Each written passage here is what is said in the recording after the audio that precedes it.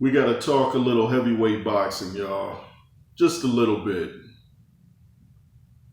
I haven't addressed this yet, but I'm pretty frustrated with boxing right now. Robert Helenius, VADA finds adverse findings in his drug test. After replacing Dillian White for the same thing, Helenius steps in and does the same thing. Now, did he know at the time that he had something shady going on in his bloodstream? Did he know? Who all knew? Did they know beforehand and just thought, well, it's a lot of people involved in this fight, so we're just going to proceed and then talk about it later? It's hard to tell. Sports in general is so strange right now. Why do these opponents that fight Anthony Joshua do things they shouldn't do? Jarrell Big Baby Miller, allegedly. Dillian White, allegedly. Robert Helenius, allegedly. And you remember Jarrell Big Baby Miller and Dillian White were the ones constantly talking about AJ was on something. How is AJ on something when he gets tested probably more than anybody? Are you guys looking? See, remember I always tell you guys that being in shape is a part of being a boxer. Intimidation. You see how the intimidation factor works? Anthony Joshua looks the part. He looks ferocious. He's always in shape. You've never seen him out of shape. That's why I say when people question, is he still hungry? Does he want to box? A good indicator of that would be his physical shape. He always comes in shape. And is he intimidating the opponent so bad that they feel like, oh, I gotta take some drugs to even last with this guy? Like, what's going on, man? What is going on? Do you think you're really going to get away with it if you are on something? And, I'm just like, boxing is a trip, man. It's a trip. When it's great, but when it's bad, it's bad. You'll have a great night like Spence versus Crawford, Joshua, we thought, versus Helenius. And then, now we see maybe why Joshua's face was busted up the way it was, because Helenius had a little help, it appears. So Deontay Wilder, I guess, got the clean version, and Joshua got the other version. And the thing that trips me out too is that, I was just saying Robert Helenius seemed like a cool guy, and I was questioning. I always said his fight with Deontay looked kind of suspect, if you know what I mean. Like one of Butterbean's old fights on Tuesday Night Fights. Not saying all Butterbean fights were staged, but I know some of them were for a fact because I've seen the replays and heard the crowd even yelling fix and stuff like that, or something to that effect. But, just when I was saying Robert Helenius seemed like a all right guy, and then I find this out. I was saying, well, maybe he didn't take a dive against Wilder. Maybe I'll give him the benefit of the doubt. It still looks like he did, but it's like one of my subscribers said, it was either on my NWJ platform or this one, but he made a good point. He said a fighter sometimes doesn't get paid what he wants to get paid. So say he wants $2 million and they're like, well, we're not giving you that. We're giving you $500,000. So he's like, oh, okay. So the first shot he takes that may not be that hard, but first shot he takes where you can see it's a clean punch, he's going to fall and stay down because he's like, well, I didn't get paid what I want, so I'm not going to give you a show. I'm not going all out. That's something that people don't think about. And I hadn't even looked at it that way. Sometimes I look at it like it's already planned ahead of time, like by all parties involved. But I remember when Wilder had that suspect fight with his now trainer Malik Scott. There's footage, and it was taken off the internet, of Deontay Wilder going to Malik Scott's dressing room and was like, hey, you didn't, throw that or something. And so obviously Wilder didn't know. But, if a guy's willing to take drugs, I don't put anything else past him, because that that says something about your character for one, and it says you're kind of fearful. Like this guy looks like your opponent to you looks like so much of a threat that you have to do something to risk your career, risk your reputation. And for what? What did it add? Like 2% to your power? I mean, come on, man. Come on, Robert. I hope things come out in his favor. I hope things come out in Dillian White's favor. And if I have to eat my words, I will do so, no problem. But when you put yourself out there, you know you're being watched. When you're a public figure, you have to be careful how you roll because everybody's watching you. You make your personality for everyone to see. You make your career out there for everyone to see. So you have to conduct yourself appropriately. Do these people need some type of career coach or something to teach them how to move? And wow, it's just incredible. And Joshua's body looks better than all of them, and he's tested clean every time. So what does that tell you? Hard work pays. And the steroids didn't help, did they? Or whatever they were, the adverse findings. Now let's talk about Usyk. Usyk was talking about the only power shot he felt was to the package to put it, to clean it up. And Dubois tweeted or responded by saying, yeah, but that shot was to mine when I didn't get the decision, something to that effect. I hear Dubois is not happy. Of course, Don Charles not happy. He's accusing Usyk of cheating. And I said, it seems Usyk is a better actor than Denzel Washington. That's my Denzel laugh. But is Usyk admitting that he was acting?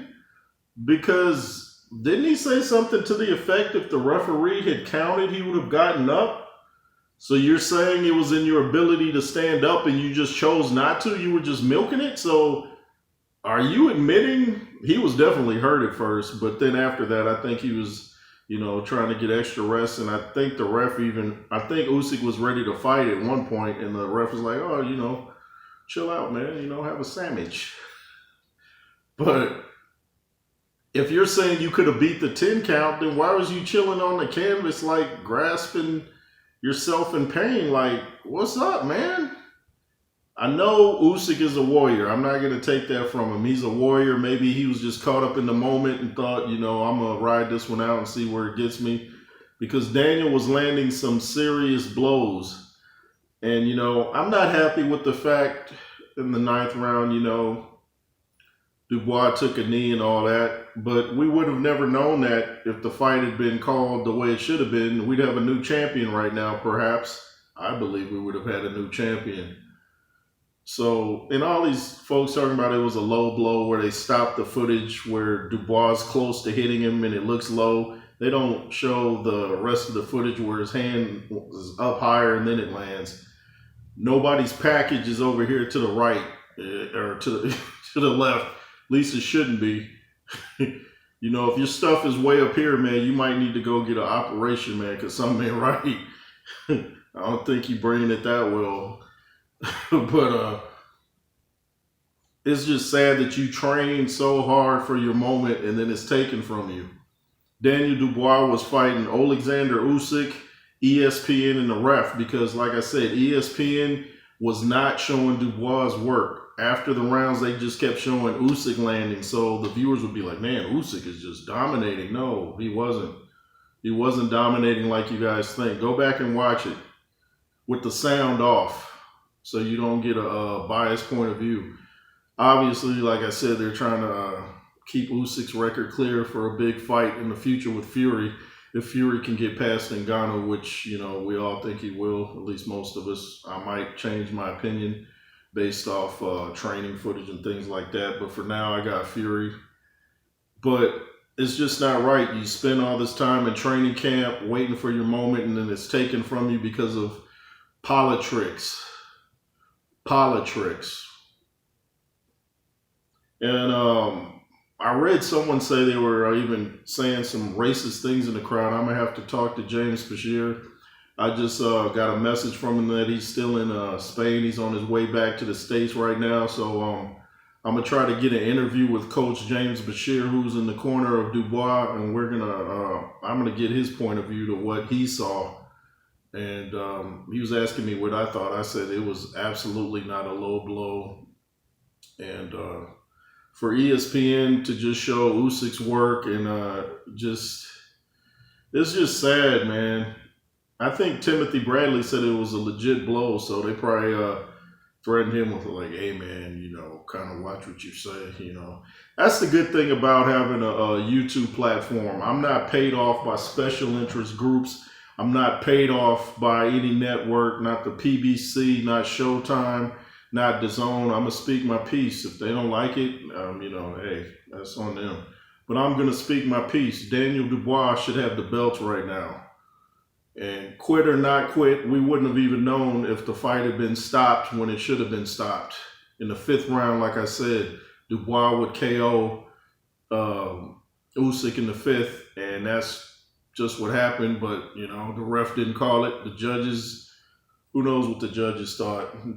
Didn't get that far. I don't even remember the scorecards.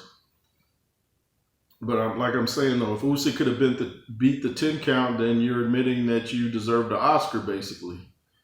They need to run it back, And I hope Frank Warren does win his appeal.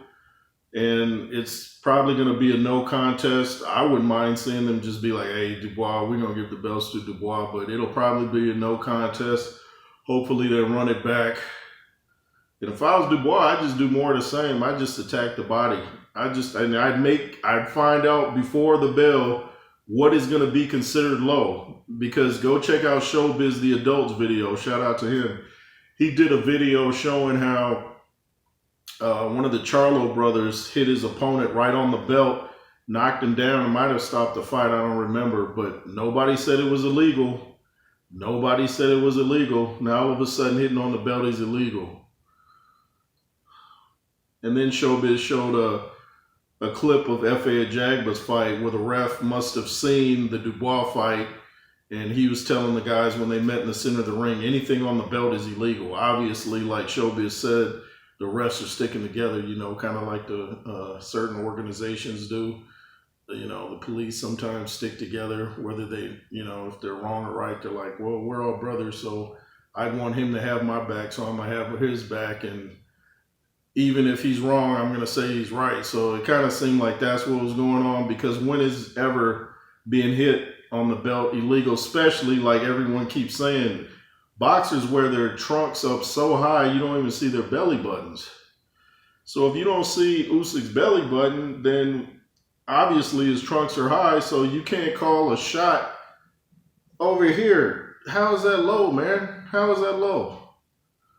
It's like Usyk was playing mind games with the ref, when Dubois would hurt him to the body, he's, showing like, hey, he's hitting low. I want a fair fight, and so does the boxing public. We don't want to see acting. If you're the warrior that we all say you are, Usyk, give Daniel Dubois a rematch and, take it from there. But I'm going to call Daniel Dubois the champion right now, because that's what he really is, because he got cheated, he got robbed. Daniel Dubois should have all those belts chilling on his mantle right now, wherever he wants to put them. It's really boxing. If this was in the UFC, you think Dana White would go for this? Dana White don't play. If you do something, and I'm not the biggest Dana White guy at all, but Dana White keeps the integrity of the UFC. If something goes wrong, Dana White's going to talk to the person, and you won't see them again, I'm sure, for the next event, at least not the top event. You might see them on some dudes just starting, but you're not going to see them judges or a referee in a main event if they've done something suspect in a fight that the world was watching, because that's a bad look for your organization. But see, boxing, you can pay people under the table, give them vacations, and, hide your money and do all types of shady stuff. I mean, I knew it was going to be hard for Dubois to get a fair shake if it went to the cards because it was in Poland. And if they have a rematch, can be in Poland, should be a neutral site. I don't want no more funny business. None, none, none, none. And oh, something Paulie Malignaggi was talking about that no one else seems to be talking about was the rain factor. And he was saying maybe Usyk wouldn't have even got hit with that punch to the body that knocked him down if the canvas wasn't wet. He said he tried to plant his right or left leg to get out of the way, and he couldn't because it slipped or something. He said even when you saw Daniel Dubois take a knee and he's trying to plant his right foot and it slipped. That's why I thought he had injured his knee, but I haven't heard anything about that yet. But a wet canvas, and I had the sound down because I was doing live play-by-play with Andrew Tucker. Shout out to Andrew Tucker. Go subscribe to him if you haven't. But I didn't hear Paulie Malignaggi said you could hear their feet on the wet canvas, and that's just hard. You're fighting. Both fighters are in there fighting the elements. Why would you have a fight where the ring isn't protected from the water, man? Like, there was so much wrong with that fight. There was just so much wrong. It's only right to run it back. It's only right. Daniel Dubois deserves his chance, even though I say he's champion. And Usyk, you have a lot to prove. I had said you would beat Tyson Fury. I first said Fury, but then when Fury seemed to not want the fight, then I was like, well, he must know more than I know. So if Fury don't want no smoke, then I'm going to go with Usyk. But the way I saw Daniel Dubois beat up that body, Tyson Fury being a much bigger man than even Dubois, who's a big man, I know he's coming, he's a lot taller, so it's harder to hit the body, but Fury will find a way, put his weight on him and show him what it's like to fight a big, big, big man. So I'm going with Fury now over Usyk because I've never seen too many dudes act like that in the ring unless they felt they were going to lose. I've seen it before. I remember Emmanuel Stewart had a heavyweight, I forget his name, Nicholson or something like that. And he was doing some acting with a low blow or something. And this was Emmanuel Stewart's fighter. And Emmanuel got him in the corner and said, man, you getting to be like a little bee. And you know what a bee means. This was Emmanuel Stewart's fighter. And he was telling him like, no, like he's thinking about his reputation too. I'm sure like, you're not going to come out here and embarrass me when all they got to do is replay the footage and see it wasn't an illegal shot. And you sitting around here acting and, I don't remember if he rolled around or what, but I could tell Emmanuel was embarrassed. So usually if a fighter's going to act, it's because they're losing the fight. So did Usyk think he was about to lose? Did he think he was about to lose? Because I saw them body shots. They were rough. And if I had the sound up, I'm sure you could hear them, especially with the rain and the gloves were probably wet. They probably made a nice thudding, slapping sound, even though they weren't slaps. Whew. So y'all need to lay off Dubois talking about he quit. Hey, like I said, the fight shouldn't have gone that far. That's like somebody winning a marathon and then you say, well, he would have collapsed if the marathon was 2 more miles. Yeah, but, if it wasn't 2 more miles, he won right there. I mean, we could change the outcome to anything and say, yeah, but if the guy dropped the ball in the end zone during the Super Bowl, they would have lost, but he didn't. He caught it, so it's a win. So maybe his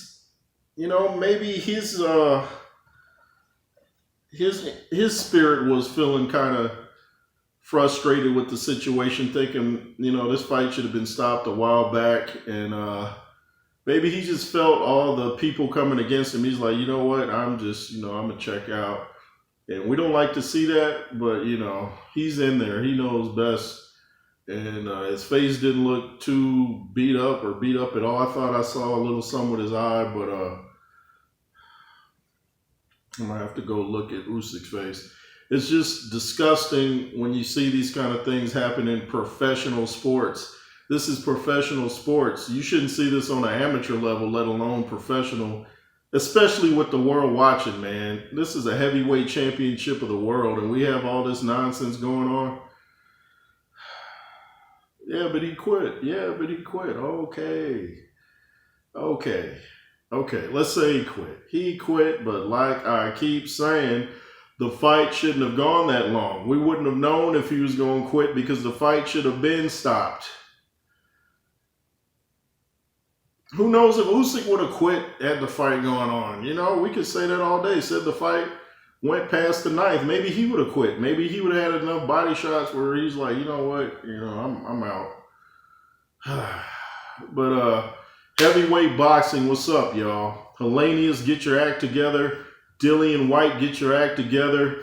ESPN, the ref, Poland.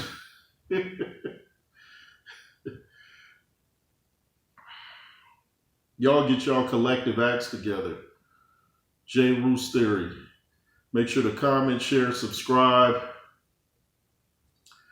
Oh yeah, shout out to my son Lennox Roos. I said he'd be getting more college letters. Got one from Cincinnati, I forget, Bearcats or something like that. NCAA, Pac-12. So they really looking at my son with baseball. Hashtag Roos Juice.